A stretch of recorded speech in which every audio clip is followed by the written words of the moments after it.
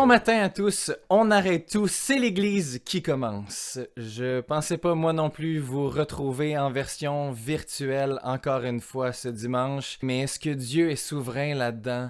Oui. Je sais que c'est pas facile, on est encore confinés ce matin, mais Dieu veut nous apprendre quelque chose et penser le contraire, ce serait passer à côté de cette opportunité-là aujourd'hui. Est-ce que vous avez prié aujourd'hui? Est-ce que vous avez prié cette semaine? Est-ce que vous avez pris le temps de remercier le Seigneur pour la chance qu'on a de manger, d'avoir un toit et d'être dans un pays où la paix est encore présente? Avez-vous prié pour ceux qui nous dirigent? Avez-vous pris le temps de prier pour toute forme d'autorité autour de nous? J'ai personnellement une grande facilité à négliger la prière et à sous-estimer toute sa puissance. Mais ce matin, on va avoir la chance avec Richard Hull de regarder Éphésiens 1 et de plonger un peu plus dans le sujet de la prière. Mais avant tout, installez-vous.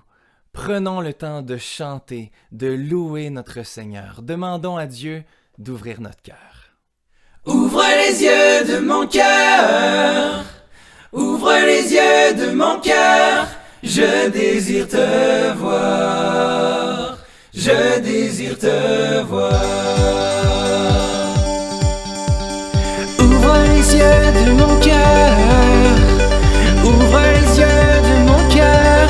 Je désire te voir, je désire te voir. Ouvre les yeux de mon cœur, ouvre les yeux de mon cœur. Je désire te voir, je désire te voir. Élevé au plus haut des cieux, rayonnant de l'éclat de ta gloire, répands ton amour, ta force, alors que nous chantons, tu es saint. Ouvre les yeux de mon cœur, ouvre les yeux de mon cœur. Je désire te voir, je désire te voir. Ouvre les yeux de mon cœur, ouvre les yeux de mon cœur. Je désire te voir, je désire te voir. Élevé au plus haut des cieux, rayonnant de l'éclat de ta gloire, répands ton amour, ta force, alors que nous chantons, tu es saint. Tu es saint, tu es saint. Tu es saint, tu es saint. Tu es saint, tu es saint. Je désire te voir. Tu es saint, tu es saint. Tu es saint, tu es saint. Tu es saint, tu es saint. Je désire te voir. Je désire te voir. Je désire te voir. Psaume 77, versets 14 et 15. Ô Dieu, tes voies sont saintes. Quel Dieu est grand comme Dieu? Tu es le Dieu qui fait des prodiges. Tu as manifesté parmi les peuples ta puissance. Seigneur, viens ranimer le feu que tu as mis en moi. Toi seul peux m'éclairer. Viens, Seigneur, m'ouvrir les yeux. Oh, manifeste ta présence et convainc-moi de ta puissance. Revêt-moi de ta sainteté, surprends-moi par ta beauté. Oh, manifeste ta présence et convainc-moi de ta puissance. Revêt-moi de ta sainteté, surprends-moi par ta majesté. Seigneur, viens ranimer le feu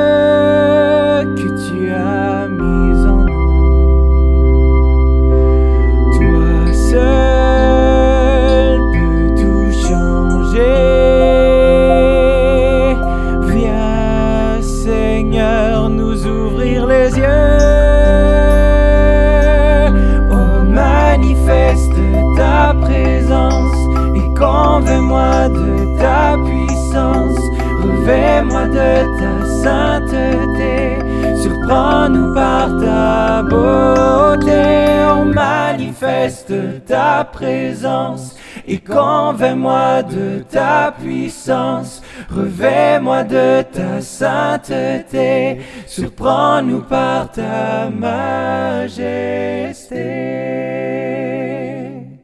Psaume 118, versets 14 à 16. L'Éternel est ma force et le sujet de mes louanges. C'est lui qui m'a sauvé.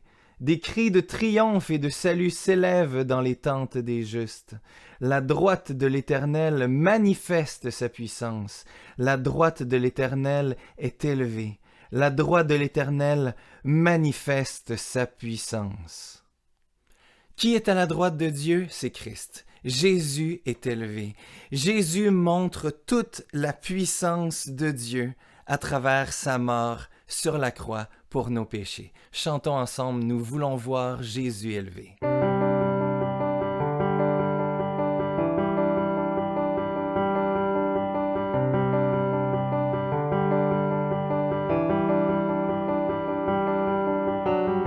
Nous voulons voir Jésus élevé comme un étendard sur ce pays, pour montrer à tous la vérité et le chemin vers le ciel.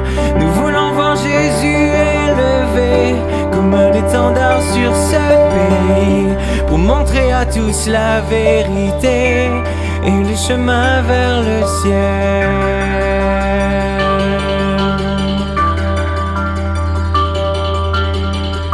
Nous voulons voir, nous voulons voir, nous voulons voir Jésus élevé. Nous voulons voir, nous voulons voir, nous voulons voir Jésus élevé.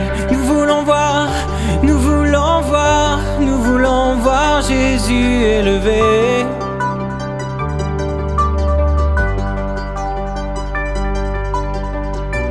Pas à pas, allons de l'avant, peu à peu gagnons du terrain. La prière est notre puissance, les murailles s'écroulent à terre, à terre, à terre, à terre, à terre. Nous voulons voir Jésus élevé comme un étendard sur ce pays, pour montrer à tous la vérité et le chemin vers le ciel. Nous voulons voir Jésus élevé comme un étendard sur ce pays, pour montrer à tous la vérité et le chemin vers le ciel.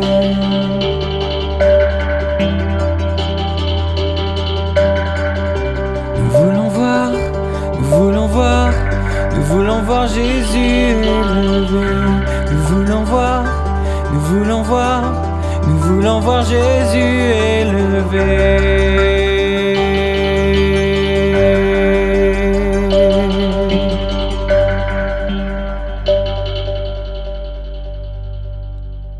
C'est maintenant le temps d'aller rejoindre Richard pour la prédication.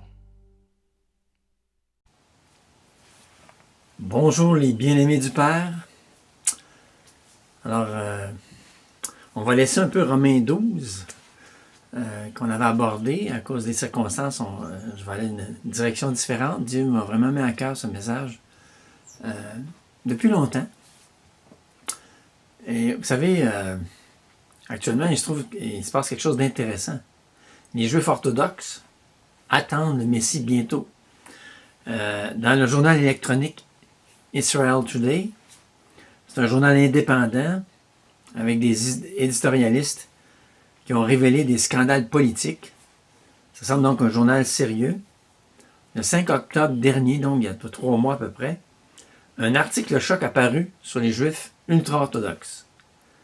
Au début de l'article, il est écrit « Un aperçu de la fin spirituelle d'Israël alors que les plus grands rabbins ont peur de quitter le pays d'Israël, de peur de manquer la venue du Messie. » C'est à ce point-là. Une récente interview à la radio israélienne mettait à nouveau en vedette d'éminents rabbins expliquant que le Messie était sur le point de se révéler. Le rabbin Ziholt, je ne suis pas sûr que je prononce bien, a commencé son entretien de 3 heures par un avertissement. Écoutez ça. De faire passer le mot maintenant, que le Messie est plus proche que jamais, c'est une question de vie ou de mort, dit-il. Vous n'avez pas entendu parler de Gog et Magog? La guerre là, décrite dans Ézéchiel 38-39? C'est ce qui va arriver très bientôt, dit-il. À l'heure actuelle, la situation est plus explosive que vous ne pouvez l'imaginer. Tout le monde a besoin de savoir s'ils sont de l'intérieur ou s'ils vont être laissés de côté. Wow! Assez surprenant. Les plus grands rabbins s'attendent à voir l'attaque de Gog et Magog, qui décrit une attaque armée venant du nord sur Israël, qui n'est jamais arrivée. C'est intéressant. L'espérance de la venue du Messie est très intense présentement chez les Juifs. C'est fort. Malheureusement, ce n'est pas le cas pour un grand nombre de chrétiens nord-américains. Il y a un contraste frappant. Les Juifs messianiques qui s'attendent intensément au retour de Jésus-Christ, puis l'Église nord-américaine qui y a honte, mais pas plus que ça, là. La raison pourquoi on n'a pas hâte, c'est qu'un virus plus virulent que la COVID et qui amène éventuellement à la mort spirituelle n'est pas soigné. Le nom du virus, Cosmo 2000. Cosmo du monde, 2000, les années 2000, c'est le virus de l'amour de ce monde qui est répandu dans l'Église nord-américaine, particulièrement au Québec, depuis les années 2000. Aujourd'hui, on va tenter de répondre à la question « Comment donc inoculer l'Église du Dieu vivant contre ce virus? » Ce virus produit un taux de mortalité éternelle très élevé. C'est ce qui empêche le plus souvent de prendre le remède céleste. Si on prend le remède céleste, ça va nous inoculer contre l'amour de ce monde, le Cosmos 2000. C'est intéressant lorsque on lit Luc 14, ça va être une introduction longue, ensuite on va appliquer avec Éphésiens chapitre 1. Dans Luc 14, 16 à 21, Jésus répond, un homme donna un grand souper. Jésus, c'est l'image d'un roi, un grand personnage qui invite tout le monde à souper chez lui. Il invita beaucoup de gens. À l'heure du souper, il envoya son serviteur dire aux conviés, « Venez, tout est déjà prêt. » Mais tous, unanimement, se mirent à s'excuser. Le premier lui dit, « J'ai acheté un champ. Je suis obligé d'aller le voir. Excuse-moi, je te prie. » Un autre dit, « J'ai acheté 5 paires de bœufs. Et je vais les essayer. Excuse-moi, je te prie. » Un autre dit, « Je viens de me marier. C'est pourquoi je ne puis aller. » Tu vas comprendre. Qu'est-ce qui empêche les gens ici, dans ce texte, dans Luc 14, de répondre à l'appel pressant du banquet gratuit éternel? C'est l'image de l'appel pour entrer dans le royaume de Dieu. Les noces de l'agneau, le banquet éternel. Dieu invite, Dieu même presse ses serviteurs d'inviter. Allez, invitez les gens. Mais les raisons évoquées pour refuser l'invitation sont toutes terrestres. Sont toutes terrestres. Ce qui les empêche de recevoir l'invitation, c'est des histoires terrestres. Un champ nouvellement acheté. 5 paires de bœufs nouvellement achetés. Un mariage nouvellement contracté. Les choses qui préoccupent le monde, consommer et la famille. Si tu demandes aux Québécois actuellement, c'est quoi qui les intéresse? C'est ça. C'est ce monde qui les intéresse, c'est la famille. Ils vivent pour ça. Et c'est justement ces raisons-là, d'après Luc 14, qui empêchent les gens de venir à l'Évangile. Pour les non-croyants, si tu es non-croyant, c'est souvent des raisons semblables à ça qui t'empêchent de venir. Ce que tu dois laisser. Ce que tu penses des fois que tu dois laisser. Jésus t'invite. Jésus t'invite. Il y a un banquet céleste. Il a tout payé pour toi à la croix du Calvaire. Il t'invite. Ne prends pas le chemin de Caïn. Caïn, il est dit dans Genèse 4,16, s'éloigna de la face de l'Éternel. Après qu'il ait commis son meurtre,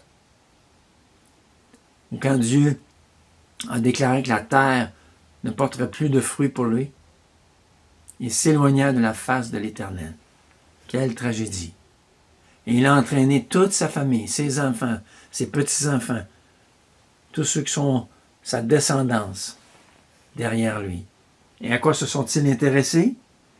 Le développement économique, élevage de troupeaux, la métallurgie, travailler les métaux, le développement artistique, la flûte, la harpe, les choses d'ici-bas, l'économie, les arts, les choses d'ici-bas, des choses qui peuvent être très bonnes en soi, mais lorsqu'elles font en sorte qu'elles viennent d'un cœur qui s'est éloigné de Dieu, ça prend la place de Dieu, c'est clairement une idolâtrie qui empêche les gens, beaucoup de gens, de venir à l'Évangile. Qu'est-ce qui t'empêche de venir à Jésus-Christ ce matin? Qu'est-ce qui t'empêche de donner ta vie? Peut-être une fréquentation. Moi, quand je me suis converti, j'avais une jeune fille que je fréquentais. Ça aurait pu m'empêcher. J'aimais la natation. Ça aurait pu m'empêcher. Mais la révélation de Jésus-Christ était tellement grande que ces choses que je trouvais tellement importantes sont devenues, ont pâli devant la gloire de l'Évangile de Jésus-Christ. Maintenant, si tu es chrétien, l'amour du monde est clairement décrit pour nous, croyants, comme de l'adultère. C'est un adultère. C'est aussi grave que ça. Après avoir connu le grand amour avec Jésus, on tombe dans la routine spirituelle. On a besoin de quelque chose pour pimenter notre vie conjugale spirituelle. On est l'épouse de Christ. Et on pense qu'un peu de flirt spirituel ne nuira pas tant que ça à notre relation. Pensons-nous. L'Église nord-américaine, incluant le Québec, me semble ressembler, et je ne pense pas que mon jugement est dur, me semble ressembler beaucoup à Lot, le neveu d'Abraham. Dans 2 Pierre 2, 7 et 8, c'est intéressant le contraste dans la vie de Lot. Il est dit Lot, homme juste. Et quand on lit le récit de la Genèse, on ne trouve pas nécessairement un homme juste. Et vois-tu, il a cru quand même à Dieu. Il a suivi Abraham, son oncle, dans la venue dans le pays promis. Donc il a fait vraiment des pas de foi. Et il a cru à l'Éternel. Mais puis 2 Pierre dit, Lot, l'homme juste, était affligé par la conduite immorale de ses contemporains, sans scrupule, car ce juste, 2 fois, qui vivait au milieu d'eux, voyait et entendait tout ce qu'ils faisaient jour après jour. Leur vie scandaleuse tourmentait son cœur honnête. Je trouve que ça ressemble un peu aux chrétiens québécois.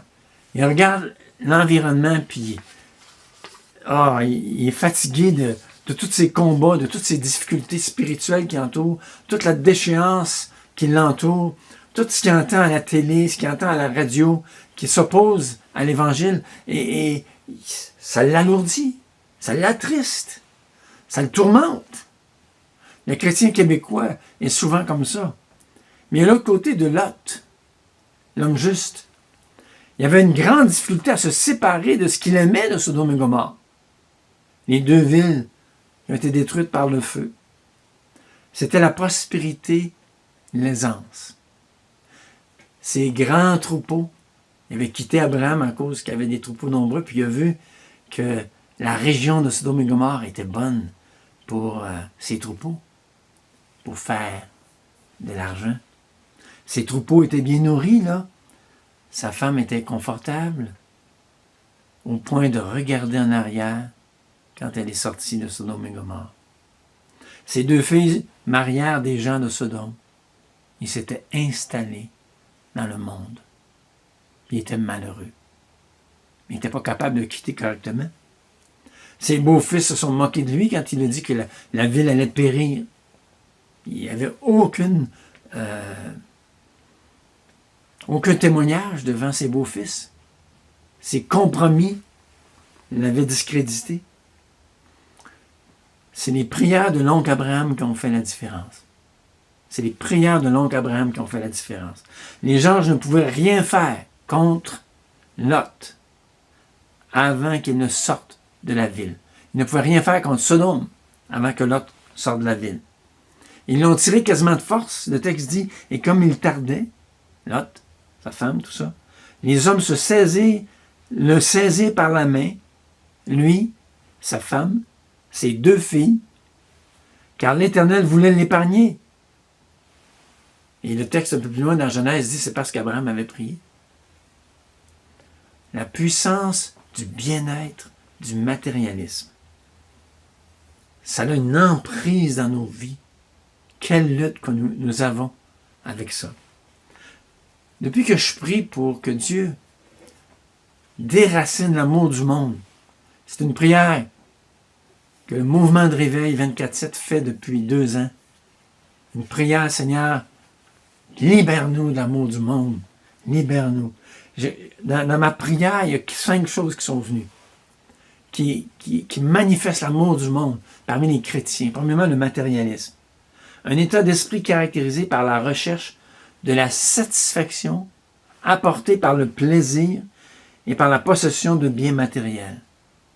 Le matérialisme, ça apporte le plaisir, la sécurité, le confort, le bien-être. Deuxièmement, l'hédonisme. C'est la doctrine enseignant que la morale consiste en la recherche du plaisir. On voit l'hypersexualité autour de nous, la pornographie chez les chrétiens. 1 chrétien sur 2, semble-t-il, lutte grandement avec la pornographie. L'adultère. On entend parler de l'adultère dans les églises. Les relations sexuelles sans alliance maritale, les jeunes qui quittent les foyers chrétiens et qui ont des relations sexuelles tout à fait, disent-ils, normales avec quelqu'un de non-croyant. Les plaisirs de ce monde en général, les sorties, le plaisir des yeux, les bons restaurants, le plaisir de la bouche, les voyages dans des pays exotiques. L'hédonisme est même une théorie économique qui est définie comme le maximum de satisfaction avec le moindre effort.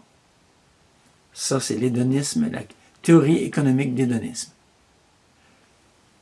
Le maximum de satisfaction avec le moindre effort. C'était le péché de Sodome et Gomorrhe. Elle avait de l'orgueil, elle vivait dans l'abondance et dans une insouciante sécurité. Elle et ses filles, et elle ne soutenait pas la main du malheureux et de l'indigent. Intéressant, c'est une autre perspective de Sodome et Gomorrhe. Le chrétien qui vit dans ce milieu-là, comme Lot, est bombardé par l'hédonisme, par l'individualisme, le 3e. Les selfies, Les selfies. Regardez-moi. C'est le symbole de l'individualisme. On s'assit fort peu des autres. On a le nez collé sur nos appareils, nos téléphones intelligents, et on les utilise plutôt que pour dénoncer, pour critiquer ou simplement pour soi, sans voir que ce sont des outils fantastiques pour faire du bien. C'est orienté vers nous, vers nos goûts, on pense à soi. Il y a le féminisme aussi, qui vient du monde et qui nous influence. C'est le féminisme de type non biblique. Je dis de type non biblique parce qu'il y a des revendications légitimes faites par les femmes. Mais la pensée féministe qui se révolte contre son créateur et qui veut déterminer ce qui est bien ou pas est en totale opposition à Dieu. Dieu parle pour l'épouse d'un esprit doux et paisible qui est d'un grand prix devant Dieu. On est très loin de la revendication féministe. Et finalement, les 5 caractéristiques du monde qui nous environne, c'est la religiosité. En tant que chrétien, on suit les rites. On va à l'église, on prie ici et là, on lit de temps en temps notre Bible, on fait acte de présence. Pourquoi? Pour faire taire notre conscience qui crie « Adultère que vous êtes, ne savez-vous pas que l'amour du monde est inimitié contre Dieu? » Ne savez-vous pas que l'amour du monde est inimitié contre Dieu? Peut-être que tu dis, ouais, mais Richard, là, t'as 66 ans, là, puis t'es un gars pas branché, un vieux pépé un peu, qui veut pas te changer la vie moderne un peu, là. Je pense que tu me connais pas. J'utilise en moyenne mon téléphone 5h23 par jour cette semaine. Donc, l'énumération qui suit ne veut pas prôner l'abstinence des outils informatiques, mais pas du tout. Mais la maîtrise dans leur utilisation et le contenu que nous ingurgitons. Nos maisons sont des bunkers où on s'isole. Les jeux vidéo, les films, les réseaux sociaux constants, Facebook, Messenger, Twitter, Google, Instagram, le câble. On est littéralement branché 18 heures par jour sur le monde. Des écrans, des petits, des moyens, des gros. Du contenu constant, des émissions orientées vers tes goûts, nuit et jour, le genre d'émissions que tu aimes. Et il t'en donne, il nous en donne, il nous en donne, puis il nous en donne. Il n'y a plus de silence. On ne connaît plus ça, le silence. Pour écouter Dieu, pour écouter son cœur nouveau que Dieu nous a donné. Surtout pas de silence nous permettant d'écouter notre conscience.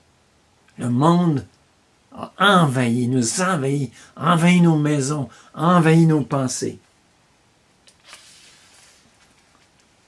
Et le contenu de ce qu'on écoute est souvent insensé, des sacs de plus en plus fréquents. Je ne sais pas si vous avez remarqué à la télé.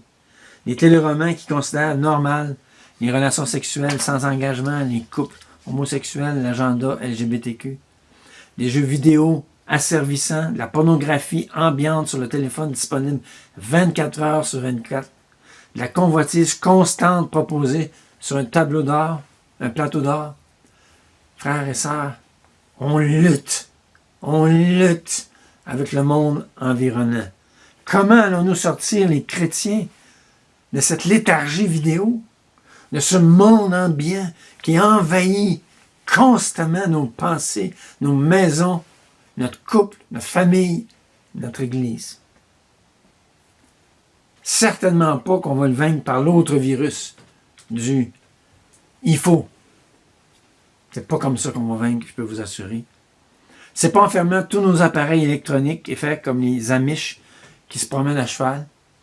C'est pas non plus en se séparant totalement du monde comme le font les Juifs orthodoxes. C'est pas ça la solution. C'est pas ça la solution pour vaincre l'amour du monde. Oui, mais comment, Richard? Je pense que Paul a trouvé la réponse à cette question. Dans l'Épître aux Éphésiens, chapitre 15, dans le chapitre 1, verset 15 à 18. Tournez avec moi dans Éphésiens 1, 15 à 18. Regardons la solution que Dieu nous offre pour qu'il nous libère de cet amour du monde qui envahit nos vies. Alors, lisons ensemble. Éphésiens chapitre 1, verset 15 à 18. C'est pourquoi, moi aussi, ayant entendu parler de votre foi au Seigneur Jésus, de votre amour pour tous les saints, je ne cesse de rendre grâce pour vous, faisant mention de vous dans mes prières, afin que le Dieu de notre Seigneur Jésus-Christ, le Père de gloire, vous donne un esprit de sagesse et de révélation dans sa connaissance, qu'il illumine les yeux de votre cœur, pour que vous sachiez quelle est l'espérance qui s'attache à son appel, quelle est la richesse de la gloire de son héritage qu'il réserve aux saints. Comment Dieu va nous libérer de cet amour du monde, de ce virus Cosmo 2000? Bien, c'est la prière. C'est la prière. Aussi simple que ça. C'est une prière extraordinaire. La prière, premièrement, fait bouger le Dieu absolument extraordinaire. Paul s'adresse dans sa prière afin que le Dieu de notre Seigneur Jésus-Christ, le Père de gloire, vous donne. Il dit, j'ai entendu parler de votre foi, de votre amour, et je fais mention de vous dans mes prières, je rends grâce pour tout ce que Dieu a fait pour vous, mais je fais mention de vous dans mes prières afin que le Dieu, notre Seigneur Jésus-Christ, le Père de gloire, vous donne. Il prie. Il prie. Et il demande à Dieu de faire bouger les choses, d'amener l'Église à une transformation. Hein? Il dit afin que le Dieu de notre Seigneur Jésus-Christ, c'est une expression, il s'adresse dans sa prière au Dieu de notre Seigneur Jésus-Christ. C'est une expression intéressante. Savais-tu que Jésus-Christ avait un Dieu? Le Dieu de notre Seigneur Jésus-Christ? C'est bel et bien ça, écrit en grec. Vois-tu? Paul parle ici de Jésus-Christ après la résurrection.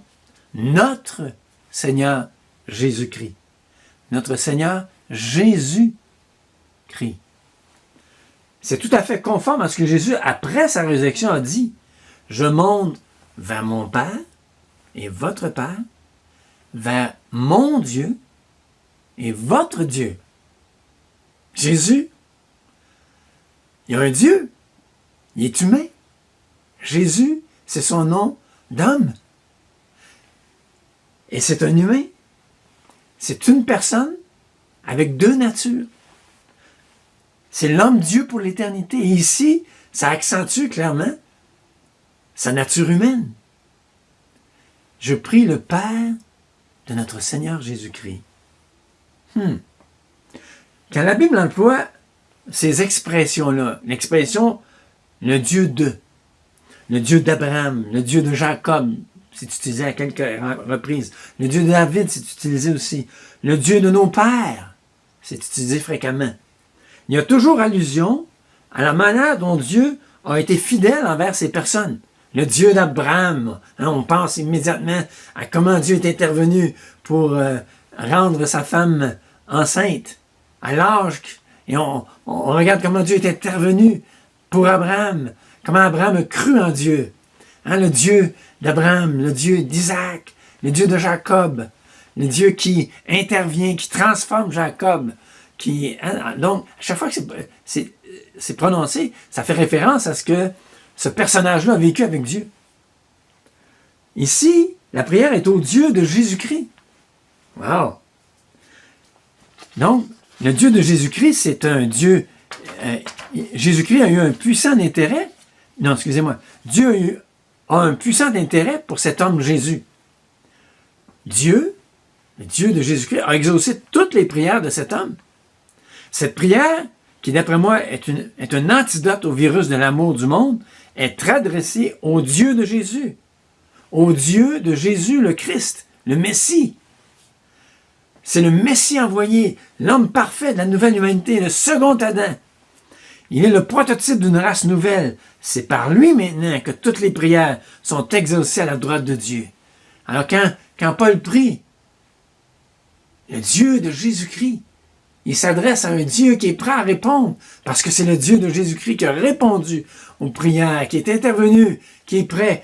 Ce Dieu-là dit à Jésus-Christ, « Donne-moi toutes les nations pour héritage. » C'est Dieu qui propose à son Fils là. Donc il s'adresse au Dieu de Jésus-Christ. Et il s'adresse au Père de gloire. Hein? Le texte dit au Père de gloire. La prière, donc il situe clairement à qui il prie là. Parce que ça va être une prière grandiose. Au Père de gloire, c'est la seule fois que cette expression est utilisée dans la Bible. Ce n'est pas pour rien que ce terme est utilisé dans cette prière. Il prie le Père de gloire. C'est un contraste frappant. C'est souvent utilisé, c'est utilisé 2 reprises dans la Bible. Le Dieu de gloire. 2 fois. Dans Psaume 29, ici, je prends l'exemple de Psaume 29, 9. C'est utilisé une autre fois dans l'Ancien Testament. Le Dieu de gloire fait gronder le tonnerre. C'est le psaume sur la voix de l'Éternel qui gronde. Hein? La voix de Dieu est comme un tonnerre. Dans les évangiles, Dieu a parlé, puis les gens avaient entendu comme un tonnerre. Quand Dieu parle, tellement glorieux, tellement puissant, que c'est une voix de tonnerre, puis il a créé le tonnerre comme une image de sa splendeur, de sa gloire, de sa grandeur. Wow! Paul s'adresse au Dieu de gloire. C'est lui qui brise les cèdres, dans son palais, tous écrient gloire. Hein? Quel Dieu glorieux! Il s'adresse à Dieu-là. Mais ce qui est frappant, c'est que ce n'est pas le Dieu de gloire, c'est le Père de gloire. Le Père de gloire.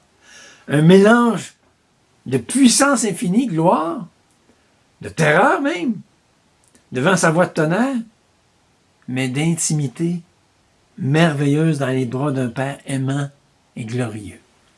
Quelle expression! Le Père de gloire. Quel Dieu! Paul s'adresse, il prie pour l'église d'Éphèse, et on va voir pour la région, et il s'adresse au Dieu de gloire, au Père de gloire, c'est-à-dire, et il s'adresse au Dieu de Jésus-Christ, qui est à la droite du Père, prête à intercéder pour cette prière. Ces deux caractéristiques sont nécessaires dans l'étendue, devant l'étendue de ce que Paul prie. Parce que Paul prie, à mon point de vue, pour tous les croyants de l'Asie mineure.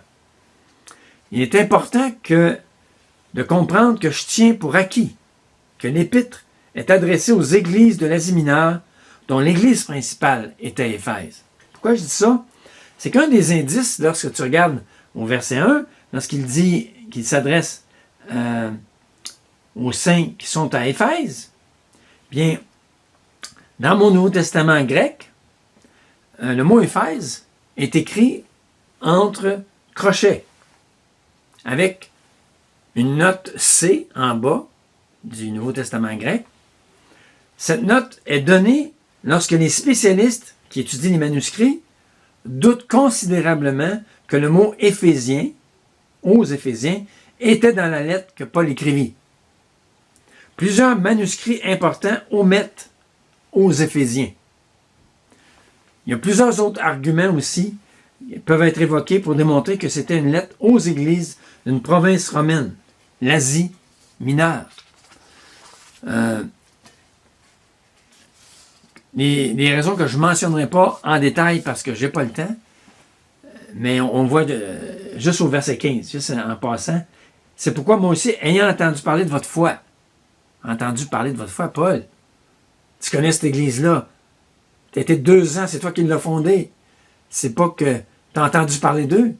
Savez-vous, c'est un indice, il y a d'autres indices comme ça, plusieurs autres, qui démontrent que la lettre devait être circulaire dans la région d'Asie mineure. Donc la prière de Paul ici, là, c'est que le Dieu de Jésus-Christ, le Père de gloire, qu'il exauce pour toute la région de l'Asie mineure. Ceci est un effet puissant pour nous montrer la puissance de la prière.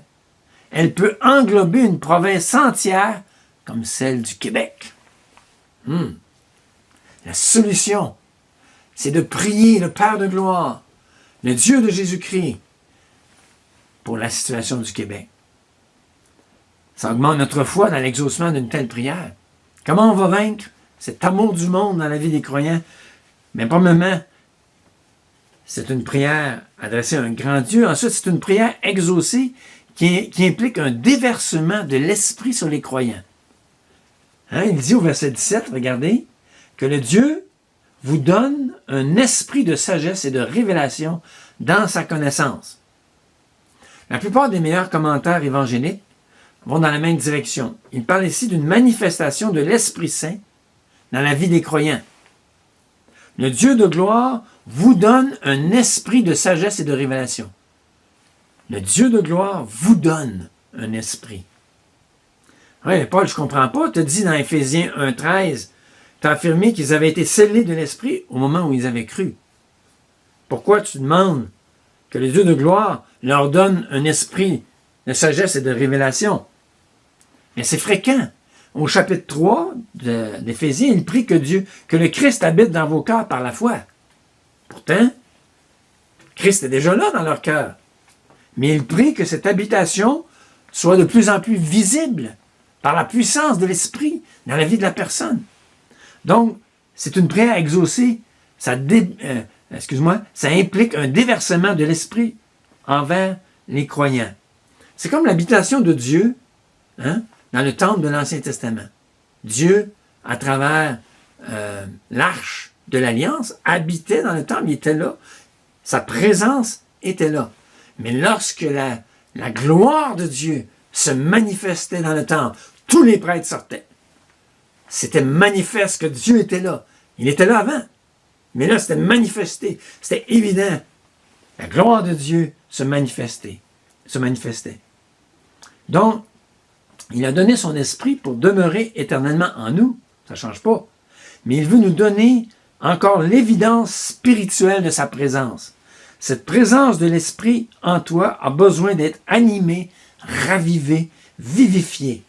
Jésus dit dans Luc 11, 13, « À combien plus forte raison le Père Céleste donnera-t-il le Saint-Esprit à ceux qui le lui demandent? » C'est ça que Paul fait ici. « Seigneur, donne-leur un esprit de sagesse et de révélation. » Il le demande pour la région entière.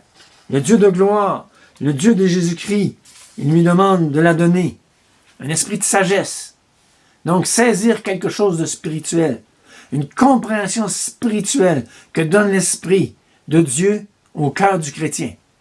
Dieu lui donne une sagesse là, pour comprendre quelque chose. Parce qu'il dit ensuite, un esprit de révélation. Une illumination de l'Esprit. Le cœur nouveau saisit spirituellement ce que l'Esprit lui révèle. Ça clique dans sa tête et dans le cœur. Il comprend et s'écrie. Ah, je vois ce que... Wow! C'est la révélation. Puis, je comprends. C'est la sagesse. Un esprit de sagesse et de révélation dans sa connaissance, le texte dit. Et le mot connaissance, c'est épignosis. C'est un composé. C'est une accentuation. Et ça ressort. Dans Éphésiens 17, la Jérusalem dit qu'il vous le fasse vraiment connaître. Ou dans le français courant, vous le fera vraiment connaître. Donc, un esprit de sagesse et de révélation qui vous fasse connaître Dieu comme vous ne l'avez pas connu encore. Quel est le domaine que Paul veut que le Père de gloire révèle sur sa personne, qui va, à mon avis, briser l'emprise de l'amour du monde dans la vie du croyant? Donc, c'est premièrement une prière adressée au Dieu le Père, au Dieu de gloire. C'est une prière pour que le Saint-Esprit donne la révélation à l'Église de toute la région. Une révélation. Quelle révélation? Verset 18. Qu'il illumine les yeux de votre cœur. Qu'il illumine la lumière, les yeux de votre cœur. Pour que vous sachiez quelle est l'espérance qui s'attache à son appel. Quelle est la richesse de la gloire de son héritage qu'il réserve aux saints. Wow! Qu'il illumine les yeux de votre cœur. Le cœur nouveau a des yeux. Il voit. Il voit spirituellement. Il saisit le monde spirituel. Mais il vit dans un monde de ténèbres. Des ténèbres intenses qui sont de plus en plus intenses. Ça couvre la terre actuellement. Et alors les yeux spirituels du croyant ont besoin de plus de clarté parce que les ténèbres viennent envahir sa vision. De lumière sur l'espérance qui nous attend. Paul cible la révélation qu'il veut que les croyants saisissent. L'espérance qui nous attend. Excusez. Dans la Jérusalem, c'est traduit. Puisse-t-il illuminer les yeux de votre cœur pour vous faire voir quelle espérance vous ouvre son appel. Quel trésor de gloire renferme son héritage parmi les saints. Dieu, Paul prie, ô Dieu de gloire, donne-leur un esprit de sagesse et de révélation qui va illuminer les yeux de leur cœur pour voir l'espérance de ton appel, la richesse de l'héritage qui s'en vient. La prière va faire en sorte que les chrétiens vont avoir les yeux illuminés sur l'espérance qui les attend. Ils le savent. Ils savent. Mais la révélation du Saint-Esprit va faire voir les trésors spirituels qui les attendent. Leurs yeux vont s'écarquiller. C'est comme ils vont voir le monde actuel dans une autre perspective. Si tu regardes le monde actuellement, la Terre, ça a l'air grand, c'est immense. Mais si tu es placé juste à côté du soleil, puis tu regardes la Terre, c'est bien petit. Mais c'est ça que fait l'Esprit de Dieu.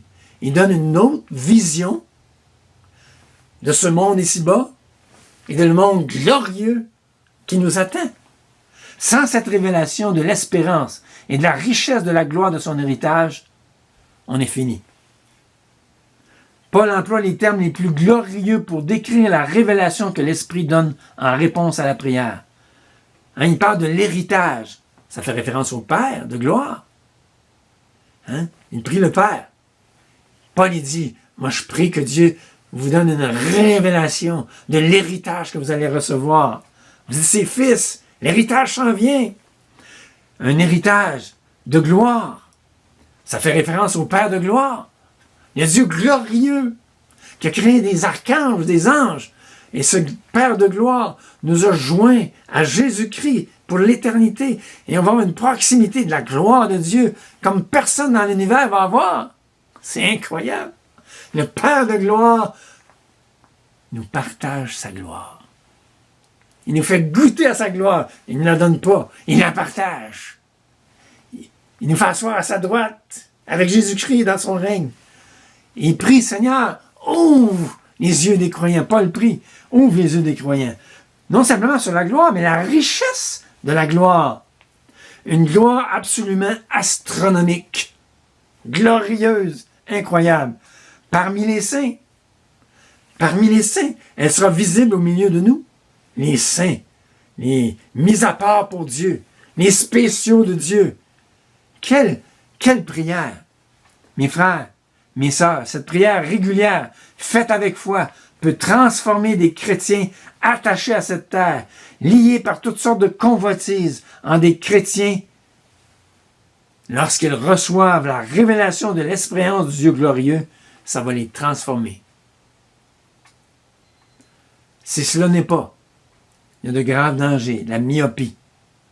La myopie. Et un autre grave danger, c'est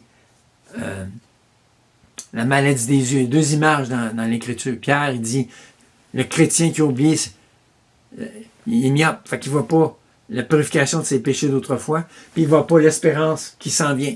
Il ne va pas de loin. Fait qu'il a oublié ça, puis il a oublié ça. Il est vraiment mal pris. Que le chrétien développe une maladie des yeux aussi, qui le rend quasiment aveugle spirituellement. Jésus dit, tu es pauvre, à l'église de Thyatire, de Laodicée, excusez, tu es pauvre, aveugle. Il dit, t'es mieux de prendre le collyre pour oindre tes yeux afin que tu vois. Dieu veut illuminer les nauséaires. Il veut éliminer les yeux de notre cœur. Comment vaincre l'amour du monde? Une simple prière pour la province. Une simple prière pour la province. Depuis 2 ans, cette prière monte devant Dieu, à travers nuit et jour, par le groupe d'intercession du ministère de la prière 24/7.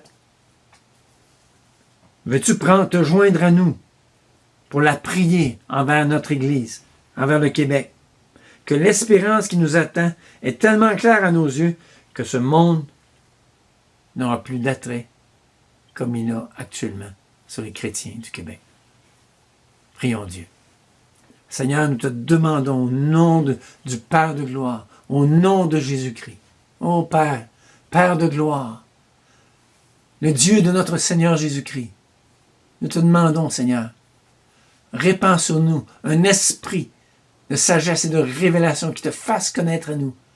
Illumine les yeux de notre cœur, Seigneur, pour que nous sachions quelle est l'espérance qui s'attache à ton appel et quelle est la glorieuse richesse de ton héritage au milieu des saints. Amen.